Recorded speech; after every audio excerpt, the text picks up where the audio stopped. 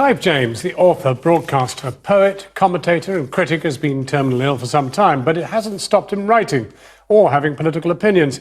He's just written of his love of European culture. What would he make, then, of a post-Brexit Europe and the political maelstrom currently afflicting the United Kingdom? When I was young and starting off and first came to Europe, brought here by the culture, I saw everything in the perspective of the chaos that the world had just lived through with World War II. And this thing that's happening now with Brexit, it's very serious, especially to the young, but it's a minor fracas compared with what the disaster in Europe and how that was overcome. And it was overcome. I think Britain will muddle through. I don't share the air of pessimism that's descended. Since my own opinions were firmly on both sides, I didn't even vote.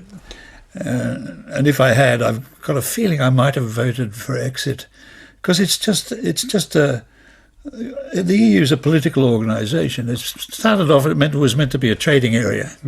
It was meant to make war impossible between France and Germany, which is still the aim, I think. And it grew bureaucratic.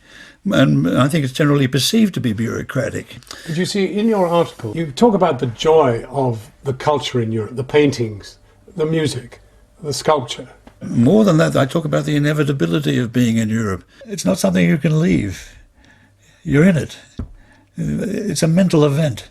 You're in Europe whether you like it or not. You're in Europe, but you don't mind not being of Europe. No, I don't mind.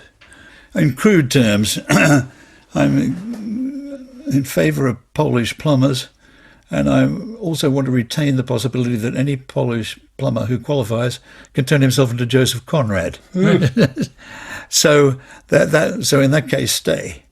On the other hand, I'm for a controlled border, and so in that case, go.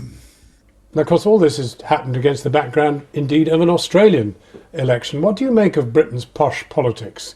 These Etonians, beating each other and verbally assassinating each other. Yes, I don't mind if they verbally assassinate each other or assassinate each other any other way. But how many of them are up there now? There was Boris, of course, but Boris is sort of gone, isn't he? Is Theresa May? She didn't go to Eton, did she? No. I rather like Theresa May. Is Australian politics better for not having an Eton there? Well, some people think Malcolm Turnbull did go to Eton. They're wrong. But he behaves as if in fact, sometimes he behaves as if he'd been in the Bullingdon Club. At the moment, Australian politics is in a real mess. Yeah, what you've got here is nothing besides what's going on in Australia. Well, I think we would say we were competing pretty hard. Oh, yes, I suppose so. But you're an optimist because you're a man who's had to confront death over the past few years. That's why I'm an optimist. Well, because you're still alive. Yes. Yes, it taught me a few things. Now, were you an optimist to begin with, though? Don't predict the future too confidently. I've always been optimistic about Europe since World War II, because World War II isn't happening. It damn near did. The price of a united Europe was a divided Germany, and that lasted a long time. That was a real case of needing the right passport and the right visa, getting into the East. And I've seen that come and I've seen it go. And I hope, if this is a crisis, I hope to see it go.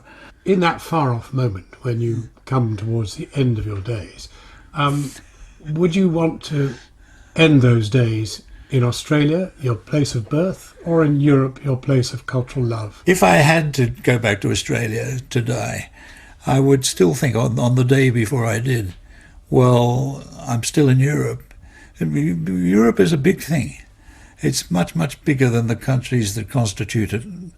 It's a spirit, a mental achievement, and it's something that everyone wants to join. Thank you very much for talking to us.